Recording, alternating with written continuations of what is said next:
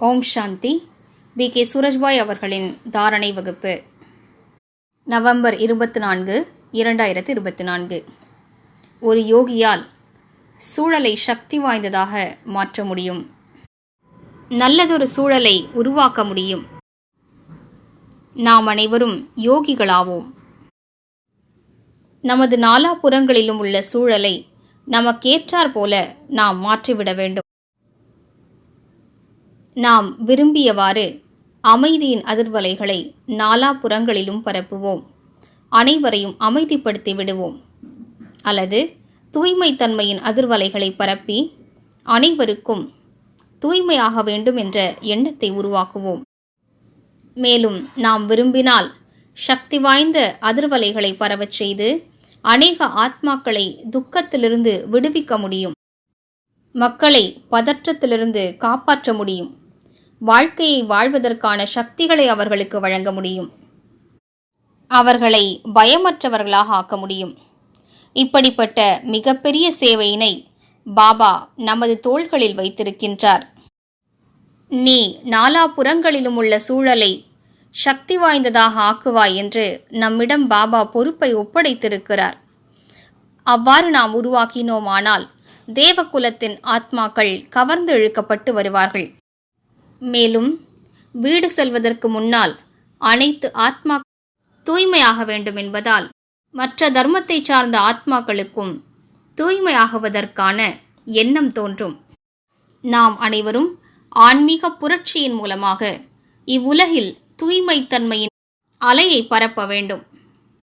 அப்படி ஒரு காலம் வரும். இவ்வுலகின் ஒவ்வொரு மனிதரும் தூய்மையாக விரும்புவார். இந்த விகாரங்கள்தான் நமது துக்கங்களுக்கான காரணம். இவைதான் நம்மை வீழ்ச்சிக்கு தள்ளின என்பதை அவர்கள் உணரும்போது அவர்கள் அவசியம் தூய்மையாக விரும்புவார்கள். எனவே நாலாபுறங்களிலும் தூய அதிர்வலைகள் நாம் பரவச் செய்ய வேண்டியது மிக அவசியமானதாகும். நீங்கள் ஏதோ அலுவலகத்தில் வேலை செய்கிறீர்கள், அல்லது உங்களது வியாபாரத்தை பார்த்து கொண்டிருக்கிறீர்கள், அல்லது உங்களது குடும்ப சூழலில் இருக்கிறீர்கள், ஏதோ குழுவில் இருக்கிறீர்கள் என்றால் இங்கே நாலாபுறங்களிலும் உள்ள சூழல் சரியில்லை, இங்கிருக்கும் மனிதர்கள் மிகுந்த மோசமானவர்களாக இருக்கிறார்கள் என்று ஒருபோதும் புகார் கூற வேண்டாம். எங்கும் எதிர்மறைத்தன்மை இருக்கிறது, தமோ பிரதான தன்மை இருக்கிறது என்று கூற வேண்டாம். அவை அவ்வாறுதான் இருக்கின்றன. கலியுகத்தில் தமோ பிரதான தன்மை இல்லை என்றால் சத்தோ பிரதானமாகவா இருக்கும்? நாமோ கலங்கரை விளக்காவோம். கலங்கரை விளக்கு என்னை சுற்றி நாலாபுறங்களிலும் இருட்டாக இருக்கிறது என்று கூறுமா? இருட்டை விளக்குவதுதான் விளக்கின் கடமையாகும். அலுவலகத்தில் இருக்கும்போது பயிற்சி செய்யுங்கள். என்னிடமிருந்து நாலாபுறங்களிலும் தூய ஒளிக்கதிர்கள் இந்த முழு அலுவலகத்திலும் பரவி கொண்டிருக்கின்றன.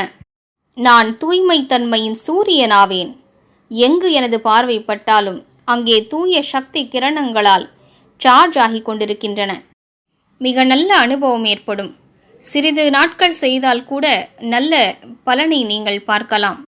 உங்களை சுற்றி நாலாபுறங்களிலும் துக்கம் இருக்கிறது என்றால் அமைதிக்கடலான தந்தையிடமிருந்து அமைதியின் கிரணங்களை கிரகித்து கொண்டு நாலாபுறங்களிலும் பரவச் செய்யுங்கள்.